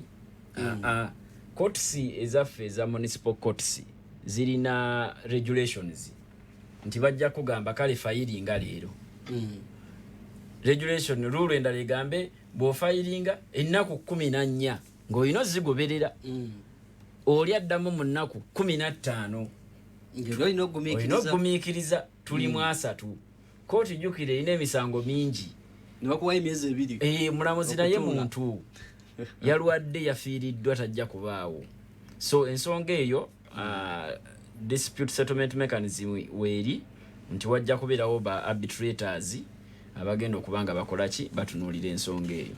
Essaawa eno tetunaba kumanya bulungi oba tugenda kubeera ne ba sports arbitrators specifically oba tujja funa bano ba arbitrators baffe kuba tulina ba arbitrators abaliwo nti era okozesa knowledge yemu mbadde neeyambyeko nti mbadde ngezezzaako okusoma kwa arbitration oyo nasoma mediation which is also almost the same way kuba kukkaanya 50-50 kole kino omuzannyi azannye kitegeera so wagenda kubeerawo dispute settlement mechanism tuleke kuba ebuvuyo mu sport ndowooza bwonoona ebintu bingi ne ba corporates nabo tebajja muli mu kulwana muli mu kooti ate tubawe ssente zaffe nawe nalabye hooliganism era ndowooza wetuddaawo bibonerezo bikambwe actually party eddako ey'ekkumi ekola ku offenses and penalties bakambwa ddawo ne basukka kuba twetaaga omuzannyo omulungi amakomera omuzannyo oguli clean omuzannyo ogutaliimu nguzi so eno paati yo yabadde enkambwe naye tujja gigumira kubanga n'omuzannyo gulina okubeera nti nogukoze eki ebimu ku biri prohibited mwemuli doping kukozesa ebiragalalagala unlawful utilization of commercial rights awo batukutteko balinga ababakutteko naye batugambye tetugenda kukwata kintu kyonna nga tetufunye olukusa kuva mu federation kakati wano ekintu kino kiyambako kubanga federation kyetulina okukkiriza Lubwama byadde agenda n'akasimu ke agamba kakati nasifu ndi wano nakivubo kino kyekigenda bagambye olina kumala kufuna lukusa kuva mu federation kitegeera naye nakyo kisumbuwa kuba oluusi sponsor ajja kugeza twafuna emegakawo twafuna ebikonde ebya boxing champions league bibadde biragibwa kyekimu n'emipiira nti omupiira guyinza okubeera ku ekitende omupiira guno Star Times oba Pearl FM basasudde ssente ne bafuna rights okubeera nti no bakola ki balagompi bebagulanga oba bebagulaga kakati kikola bubi nti oli waneeno oli kuwa bawuliza update naye nga waliwo ate ye yakutteka video ke ali eyo naye naakola ne senti afuna views kitegeera biyambako okupromoting omuzannyo ensobi gye tulina oluusi obuzibu bwe tulina nti ekintu ekikyamu tukkiriza tukkanya nakyo ne tutambula nakyo ng'ekituufu yensobi gye tulina bwe gundi next media bwe yajja okukwata ebikonde twagezaako kugamba abantu ate mukwata lwafuuka lutalo naye kati ffe temutukkiriza kukwata bazannyi baffe bagamba ne gyebiri ku TV kuba tubi broadcasting live kubira omuntu eka alabe ku TV zemba ndabako engeri y'okugira information sikugira kankubuuze Premier League omufuna otya era ku TV olowooza tasasulwa olowooza oli yateeka buteesaawo kintu n'atandika kugira kati gojjo kibo kinyumirwe no tukkirize nti broadcast byemu ku bintu ebisinga okuleeta ssente muki mupiira oba mu mizannyo broadcast kakati issue eri nti nammwe federation mugenda giteekako akazito nti ssebo naawe togenda kutegeka kintu kwalakwala owulira naye kati irina okutandika okutambulira ne mu quality program ki gye tuteeka ku radio program ki gye tuteeka ku TV walina okubeerawo measures ezo mu bwangu era nga naatera okumaliriza ebirala prohibition of unauthorized use of sports results in betting ekyo byagaaniddwa kintu kya betting kino kisumbuwamu kubanga mu kukisoma ennyo kireese nnyo match fixing so nalabyeko okubba emyaka nakyo kibonezo kye komera lwaki obba emyaka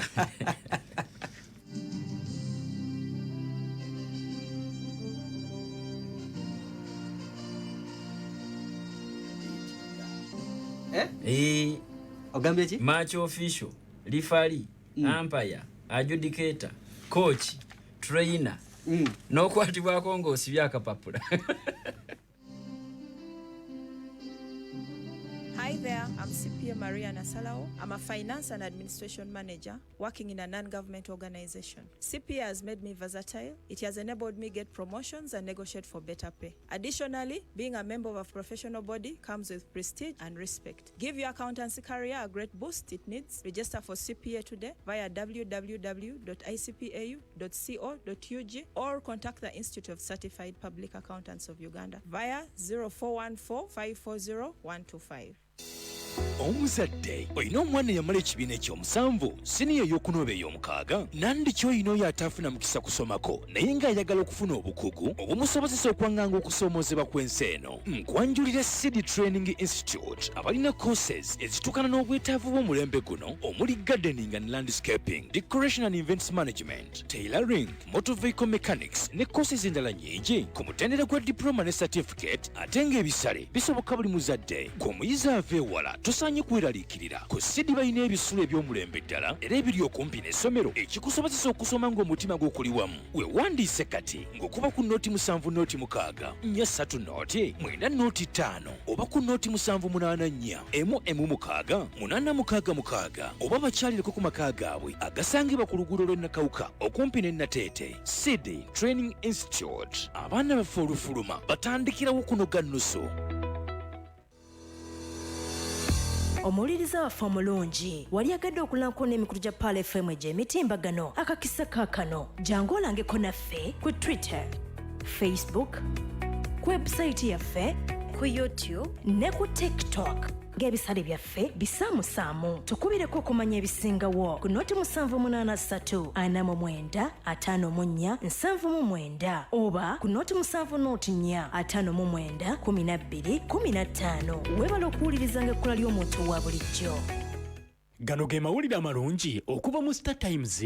Linnyisa dekoda yo okuva ku buke gy'oliko odde ku buke endala. Osobola okufuna omukisa ogw'okwewangulira school fees ez'olusoma olwokusatu mu nkola eya Win School Fees with the Star Times promotion. Kino kya ddala. Linnyisa oboze bujja dekoda ya Star Times olabe Makula TV ku shares li live buli Lwakutaano paka ku lunaku lwa Sunday ku ssaawa 2:50 ez'ekiro. Obululu butandika okukwatibwa ng'ennaku z'omwezi 25 omwezi ogw'omunaana 2023. Star Times upgrade to a citrus-free holiday.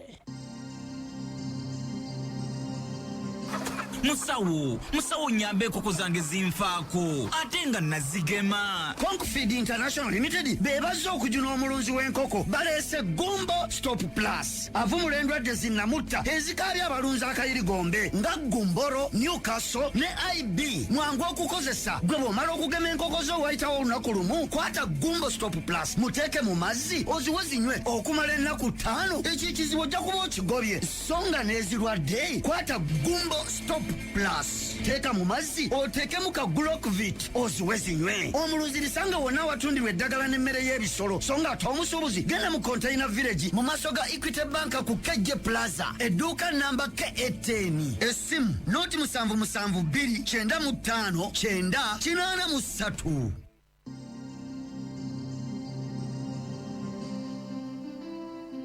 ku 107.9 Palo of Africa Radio ekula eri omuntu wa bulijjo.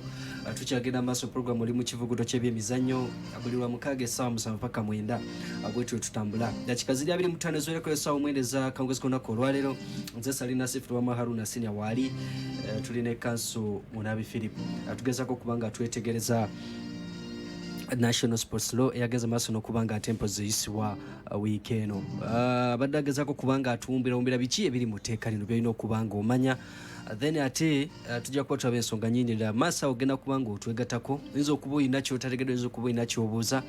Counsel ono ojja kwera ku noti 782 366 nenoti 759117 ojja kusembyawo 9. Ojja kubanga otwegattakaawo osobola okubanga ate mpozi obako kyobuuza Counsel ono oba kyoyagala okubanga oyogerako. Yes Counsel, tugende maaso n'okubanga ate mpozi tuwumbawumba abantu basobole okubanga bategeera tteeka lino ligenda bayambira wa oba ligenda kugasa ki emizannyo gyonna okutwaliza ewamu. Ekisooka kye tulina okwebaza nti twafunye etteeka eppya kubanga etteeka liri libadde lya 1964 lyali teryatunuulira bintu bingi nnyo naye lino etteeka nga bwe nkunnyonnyodde nti kati essaawa zino omuntu asobola ofuna ssente mu commercial rights ze. Olina erinnya lyo tugeze Uganda Boxing League, Champions Boxing League esobola okuba property gy'oli n'osobola ogifunamu ssente. Event ng'eyo bw'eba weeri esobola okufunira ssente mu bintu ebyenjawulo. Mpozi ekirala lyakutte bulungi nnyo ku kintu kya betting n'okulaba nti nno kissa kuba match fixing abadde atta emizannyo. Atta emizannyo oluusi tomanya naye indicators zibaddewo nti oli amanya nti goolo nnya mu ddakiika emu esembayo zize zitya naye nga zize muzirabye zinywa red card zino ezitagira. So etteeka at least bwe livaayo ligezaako kulambika ebintu ng'ebyo. Akawairo k'ensembi y'okusomera kagaana abantu abamu okubeera nti beetaba mu betting. Nasifu oli kooki wa mupiira ne tukusanga n'akapapula nga wakasibye tabu luzira. So olaba nti at least omuzannyo gujja kuba fair, abagwagala bagunyumirwe, n'abazannyi bennyini bagufunemu. Kuba match fixing ye of course alimu ssente nnyingi nnyo ate network ziba nnene. Nti abantu bano omuntu gw'osanga yasibye akapapula kanadde nkakubye naye kali guno omupiira. Nenga just era muntu gwe oli eno wasibye ebitaano byo naye waliwo yateesemu akawumbi ka shilingi ewantu. Match fixing abeera mu millions of dollars. Kitegeera omuntu abeera eri Russia n'agamba katiimu kano ke bayita ni Wanyange Galozi akali eyo eruweero ngali Russia katimu ako ne kamukolera obuwumbi buyitirivu nnyo kati golaba katimu okwo muli eno ne mweyaguza lugi so ye match fixing fufe badde yavaayo emabega kaawo ne gulawo campaign ennungi era gye nayagala nevaayo neba open ku kyo era tuzze tulabange weebonereza ku bantu abamu badde weebibonereza ebyamaanyi so ekintu ekyo kirungi etteeka ddungi twalisanyukidde of course tuyinza okuba ne reservations zaffe sekinoomu nga ba players abali mu sector eno ne bannanga abalala betuli nabo tugenda kubeerawo ne campaign era abantu nno sector yaffe etegeera etteeka lino omwami Kajubi Brian koligi wange ali awo lecturer ku UCU asomesa sports law alirinamu nnyo obwagazi kuba ye ng'ovudde ku kya sports ate alina background mu intellectual property copyrights ezo commercial rights ezogerwako so ebintu nga image kugeza kati tugenda mu Olympics singa omwana awangula omudaali ani anaateekayo caption eyo ani alina right eteekayo ekifaananyi ekyo kyemutukoze tuyingirira kampani endala ekikozesa etya omuzannyi akifunamu atya byonna bijja so eteeka generally sibbi kuba n'emirimu jazze ffe tujja kuba tulitunuulira tumanye nti wano waliwo omulimu nno waliwo bizinesi so nsobola okwanirizayo ebibuuzo ebitonotono noti 7559 yitako katikati ne noti 7882 osobola okubaako kyobuuza Counsel ono then nga ate tetunakubanga tumuta kuba twagala kubanga tumuta ate tusobola okubanga tukuwa ebirala bitambula noti 7559 noti 7882 wanji balamusizzaako bakama bange mujje baliko gyonna Counsel mulamusizzaako nnyo amanya kakoza haruna kusala malodi ewakulekaana ekikuddeko kyekyettaka eyaweebwayo mukulembeze w'eggwanga nangamba kakati banaakola batya nga baaliteeka mu National Council of Sports ne bataliwo ababokisa kuba ne balikwata ne baliwo ab'omupiira bagenda kukolawo ettaka eyo lijja mu babokisa bakijja tukuluma nnyo ababokisa nga tebafunye ettaka lyabwe ate nga bali bakikozeseza birala nsanyusa nnyo ekitabo kale kakoza haruna ayibale nnyo konsani eri ku ttaka National Council bazo dikozesa ebyabwe ate ettaka ly'ababokisa actually etteeka ligamba kubanga wadunange wenyogezaako ku kikye nti tulabye ebintu bingi nnyo ebya gavumenti naye nga abantu sekinoomu babikozesa byabwe sinakinawo okubifuula ebyabwe oyo olw'okuba mukulu Kakoza ayogedde nga alina history ya boxing kamuwe ekyokulabirirako erugogaawo waliwo gym ffenna gye tumanyi nti yali yabikonde oba gye tugamba nti yali yabikonde tukyogera naye tetumanyi naye oli ajja kugamba gym yabikonde oli amugaye weba yabikonde tugende mu National Council tugibasabe enkya tajja kujja etteeka lyayogedde bwe riti section 75 eyogera ku public sports facilities egamba the land on which public sports facilities are situated and public sports facilities thereon shall vest in National Council. Ettaka omuli public sports facilities twayogedde wano ku ettaka lya district ku Kasaawe ka district eri ttaka ligenda kubeera ligenda mu ki kugombolola lijja kuba ligenda mu National Sports Council we wabeerawo facility oba kisaawe kya mupiira oba gym ya boxing nga ya public government tugeze yegiteeseemu ssente ejja kuba eri wansi wa National Sports Council naye akawaayiro akokubiri ate kagezaako okutaasa oba okuyamba bannabyamizannyo mu mbeera eyo wekagamba bwe kati the council shall not sell, lease, mortgage, dispose of or otherwise deal with land on which public sports facilities are situated and public sports facilities and the land on which the public sports facility shall not be a subject of execution. Akawaayiro kano kagamba nti National Council ng'erina obuvunaanyizibwa mu ttaka eryo oba ku facilities ezo tejja dditunda, tejja ddipangisa oba tejja ddifunirako looni gye tuyita mortgage oba ddidiringirako mu ngeri yonna endala. Ekyokubiri kagamba ettaka eryo oba facilities ezo tezijja kuba subject to execution. Omuntu tugeze bw'aba abanja National Council of Sports ng'ayagala ku yafunye order ye atunde yesasule n'atunula tunaga National Council of Sports erina ettaka eruweero kuliko ekisaawe eky'ab'omupiira tekijja kubaawo. So etteeka ono Katuma Yusufu omuntu wa bode katwe mu katale esebo Katuma mwabale kuweereza era tusimenyetereza yamwe programu akali bakenge yeddako n'ebibuzo byange biri bibiri. Ekibuzo ekisooka bannamizannyo bya Uganda naddala ebikonde empisa zaababulira ddala mubakwasaganya mutya kubanga ffe tubaddeyo ne foundation wano ng'ekatwe naye nga olugendo olukiiko okugwa nga bokisayina gwakubye naye nga omuntu kutono nnyo. Ekibuzo ekyokubiri nti kati nga gwe ssebo otegeka kikuwa ebintu bya gavumenti obimanyi bikoma mu byambu bwera bajjawo ne bamatiza bulungi abantu naye nga byambu babasiba katambaala bwe kikyo nnyonnyola abantu kituufu kigenda kukolebwa. Nze Katuma Yusufu omuntu wa bode katwe mu katale pulogulaamu akali bakendo yeddako n'ajatyasiya musana. Webale nnyo Katumwa Yusufu. Wanji?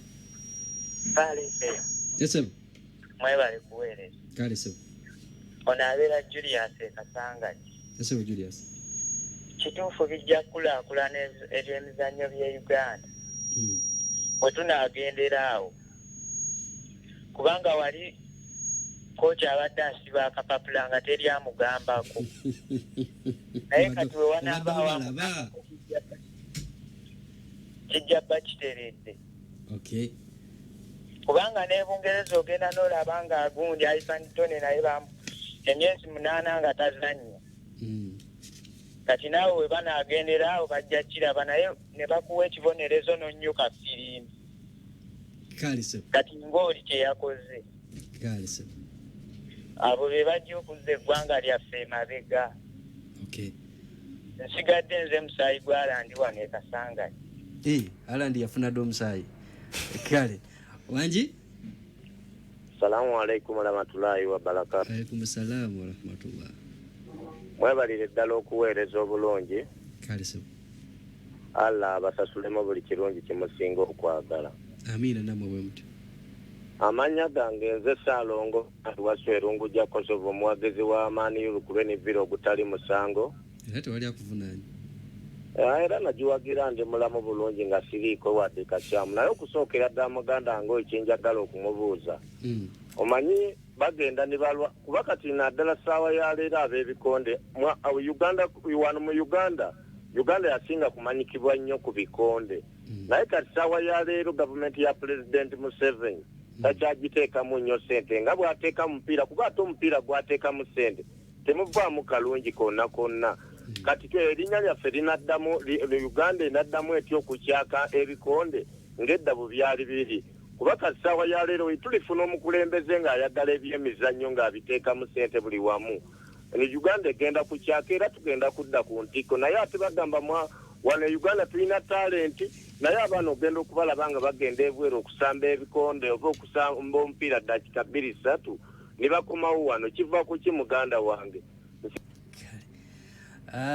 Esimu ngenda kuzikomyako olwakadde ate kansa agebe nga addamuko kwebimbuziddwa ate era asibule akaddeko katutute. Omukulu Katuma Yusufu owe Katwe Katwe awo boxing erinawo kirabu bagiyita Katwe boxing club ya coach Kabuye. Coach Kabuye oyo kyemumanyiko nti omuntu nga boxer nga ddala boxer nakirabako kuba ndi munnamateeka bakwata boxer we mu bikolwa eby'effujjo ne bamutwala ku katwe wali ku police coach bwe yatuukawo yamubuuza wakikoze nti ye n'agamba officer bamubonereze n'atambula n'agenda. So ensonga ya discipline tubadde tugikwasaganya ku kirabu era ndowooza mukulu Nasiifo najja kukkanya nange naffe mabegako wali twalina embeera eyo nga event bweggwe ey'ebikonde erugogo wali tabbungejja naye essaawa zino tukkanya naye nti event eggwa ne mutambula okuva erugogo ne muyita omwo ku bypass paka nga tewali tabbu. So ensonga ya discipline egenze eterera naye era etteeka lyajogeddeko section 64 eyogera ku prohibition of acts of violence and hooliganism nti ebintu bino oluusi bitandika bwe bityo oli olw'okuba yakola effujjo ku kisaawe bw'ajja eno mu community wemu mugambako ng'abakuba etteeka lyakugidde okubeera nti n'ebikolwa eby'effujjo bibeerawo. Kati kitegeeza nti munnabyamizannyo yenna kijja mubeera mu mutwe nti bwe nkola effujjo mu kisaawe komera myaka 3 kati ate lwaki nkuba omuntu owa bulijjo. So ensonga ya discipline yo tukkaanya nti buli omu agirwanako, federation zigirwanako naye n'abantu bagirwanako. Ekyokubiri mwami Yusufu akkirize nti luli tewabadde etteeka kkakali naye kati etteeka lizibu ga Uganda gabaga mu kubya byayi amateeka era yebadde ensonga ye naye kyetulina okukkaanyako nti waliwo interest ebeerawo nga bwe nagambye mu kusooka nti wadde ng'etteeka ebibonerezo bino bibadde bizze emabegako wali wadde nga tekibadde mu mateeka olwedde kirabu zibadde zitandise okupanishinga abantu nti omuntu bw'akola effujjo mu wakisojja ya nti singa bamuyita mu disciplinary committee yaabwe eya kirabu nga bamuwa ekibonerezo naye kati kyafuuse kya tteeka owulira. So tukkirize nti ebintu ebisinga at least etteeka lizze nga engalo naffe zitubuguma we tulyagalira. So wajja kubaawo enkyukakyuka. Omwami asembyeyo ensonga ze Uganda yes yakyaka nnyo mu bikonde n'obukulembeze naye era tukkirize kaakati bye bino ku birungi by'etteeka lino ziri technical naye bye birungi by'etteeka lino nti kati essaawa zino federations nazo zigenda kubeera zikola bukubirira okulaba nti nno erinnya lya sports zirikula. Sport nyingi eziri wano era sport nyingi ezitwala abaana ebweru ne bazannya emizannyo egy'enjawulo ne bawangula n'okuwangula naye lwakuba nti tuconcentratinze nnyo ku sports ezimu ne twerabira endala. Nsiibula abatuwuliriza olwaleero tubadde tuyita mu tteeka lino nga tuliyitamu broadly naye topics nyingi nnyo ze tujja okuba nga twongera okutangaaza abantu era tujja funanga obudde bwe wabaawo obudde nga tufunayo section nga tugikwatako okugeza tuba tudiscussinga hooliganism oba tudiscussinga betting etteeka limwogerako ki, doping etteeka limwogerako ki. So tujja kuba tuwaayo obudde okulaba nti nno tujja tulambulula ensonga eyo. Field eno tugirimu bannamateeka bangi, waliwo Timothy Kajja, waliwo ba senior baffe ba Doni Lukali, ba Moses Mwasi, tulina ba Ivan Ojakol, bonna bali mu sekta eno. So tujja kulaba nga tufuba nnyo okulaba nti tulambulula abantu bategeere etteeka ki eno kyeririko. Tweyanziza nnyo tweyanzige Counsel Phillip Munaabi olw'ennambulula eyo nga z'obulungi nkakasa nti tulina kye tufunyemu. Tteeka lino libadde lyakayita tubadde tunalinyonyoka nkakasa bingi nnyo bira bitulina okuba nga tunyonyoka naye tujja kweyongera okuba nga tumufuna waali ajja kuba ayongera okuba nga atuwakadde tumusabye ate naye akkiriza.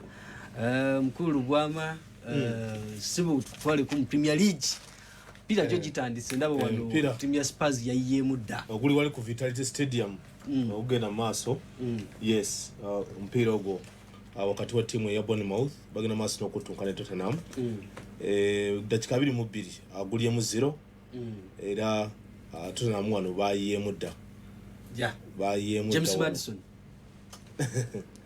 yasodo okuwanga bateekamu ne basobola okubanga atempezi bakulembedde omupiira ogwo timu ya Bournemouth nga batunkana timu ya Spurs ku Vitality. Yes mipiira egigenda kujja maaso awo lw'amatwisizi mu mpira egigenda okuba nga gijja ate osibule n'abatuwuliriza. Yes mwenna abagenda maaso n'okubeera nti muwuliriza omukutu guno ogwa 107 akatozi wa Pal FM amazima gali nti mpira mingi nnyo egigenda okubeera nti gijja olunaku lwaleero gowena agenda maaso n'okubeera nti owuliriza omukutu guno ogwa 17 empira egigenda okujja olunaku lwaleero ng'ovudde ku guno ogwa Spurs gwagenda maaso n'okubeera nti batuuka ne Bournemouth oguli wali ku Vitality Stadium nkugambye nti guli 1-0 dakika 24 James Maddison ne bayiyeemu dda ogwawedde olunaku lw'eggulo ttiimu ya Chelsea basobodde bulungi nnyo okubeera nti baakubira Luton Town goolo zabadde 3-0 goolo za Raheem Sterling mu dakiika 17 n'enkaaga saako Nicholas Jackson mu dakiika 75 ati no nkitegeeza nti ekimeeza kigenda kikyuka mpola mpola ng'ate n'empira bwe gigenda maaso n'okubeera nti gizanyiwa nno wali so olunaku olwaleero ng'ovudde guno ogukyagenda maaso n'okuba nti guzanyibwa Brentford bagenda kuba nti bazizanya ku Crystal Palace ku ssaawa zigenda kubeera 11 ate Arsenal bagenda kubeera nti bazanya Fulham Arsenal ne Fulham agenda kuba nagujja ku ssaawa 11 Man United bajja kuba nti batuuka ne Nottingham Forest omupiira nno gwensuubira nti si mwangu nnyo eri ttiimu ya Manchester United era Man U mwina okusaba ennyo kubanga ebintu ebitambulira ddala buki bulungi side awo Everton bagenda kuba nti batuuka ne Wolves ate Brighton batuuke ne West Ham gimu ku mipiira egigenda okubeera nti gikola ki gijja olunaku luno olwaleero ate olunaku lugenda kubeera lwankya ttiimu ya Sheffield United bajja kuba nti batuuka ne ttiimu ya Man City Burnley batuuke ne Aston Villa ate Newcastle sawa zijja kubeera emu awo emu kitundu bagenda kubeera nti batunkana ki batunke ne ttiimu ya Liverpool Newcastle ttiimu ya Liverpool gugenda kubeera ku St James Park era gugenda kubeera mupiira gw'amaanyi nnyo nnyini ddala nga bano bagenda maaso okubeera nti bakola ki batunka naye nga yes akadde kaleka nga akandiridde empinga wano era mukkirize tetugenda kubeera nti tusukkako wano tujja kuba tukwatagana inshallah taala programu zaffe Panty Desk ku lunaku olw'Emmande okubeera nti tugenda maaso okubeera nti tukutegeeza byonna ebikwatagana n'ebyemizannyo wano nawali ndaba wano Ajetasiya agenda maaso n'okweteekateeka okubeera nti naye ajja abeere nga abaweereza mbeere bulungi mweraba. Assalamu alaikum warahmatullahi wabarakatuh.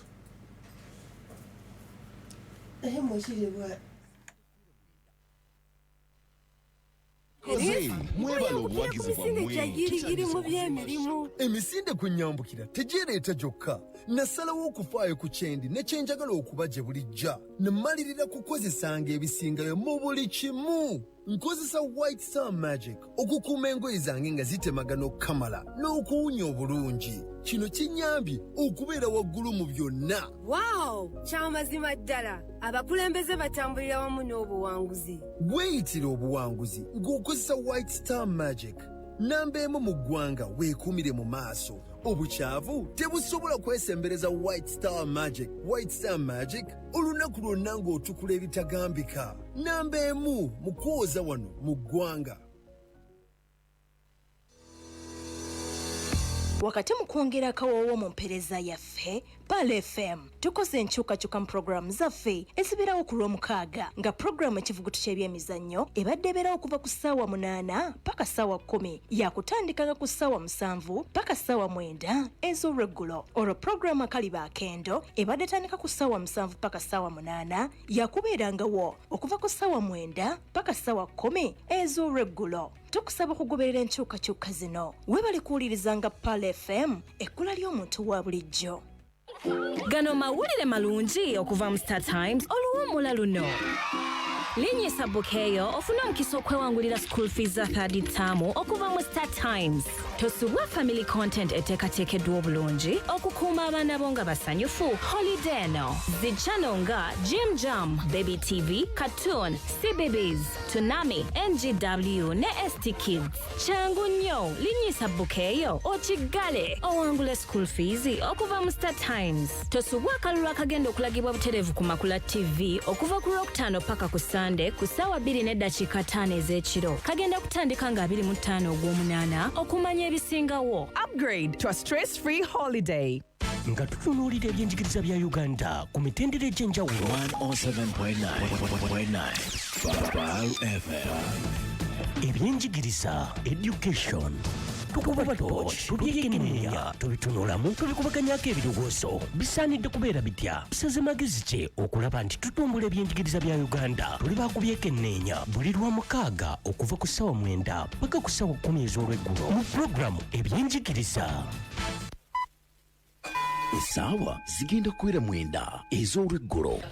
Twakikoze mwebala obuwagizi bwammwe tutandise okuzimba Shukran Muslim Babies Home naye omulimu tegunaggwa twegatteko ku edition eyokusatu nga 10 Septemba 2023 wali ku Uganda Museum okuva ku ssaawa 12 ez'okumakya. Olwo nno tusonde ssente ez'okumaliriza amaka ag'abakuza abato. Funa kiiti ku $2.5 okuva ku Uganda Museum ne ku Pearl FM. Leeta abaana banyumirwe bouncing castles, face painting n'ebirala bingi. Annual Muslim Run ewagiddwa KFC, Cairo Bank, Maven Pharmaceuticals, Art Concepts, Aquafina, Nation Media, Pearl FM ne Suraya Islam Media.